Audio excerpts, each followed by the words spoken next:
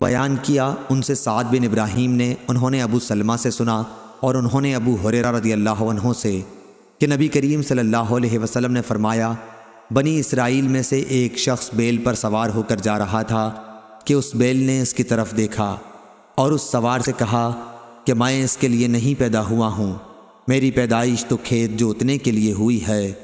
آپ نے فرمایا کہ میں اس پر ایمان لایا اور ابو بکر و عمر رضی اللہ عنہ بھی ایمان لائے۔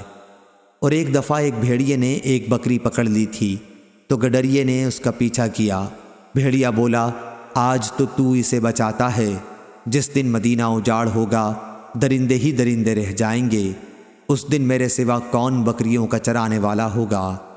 آپ نے فرمایا کہ میں اس پر ایمان لایا اور ابو بکر و عمر رضی اللہ عنہ بھی۔ ابو سلمہ نے کہا کہ ابو بکر و عمر رضی اللہ عنہ اس مجلس میں موجود نہیں تھے۔ صحیح بخاری حدیث نمبر 2324۔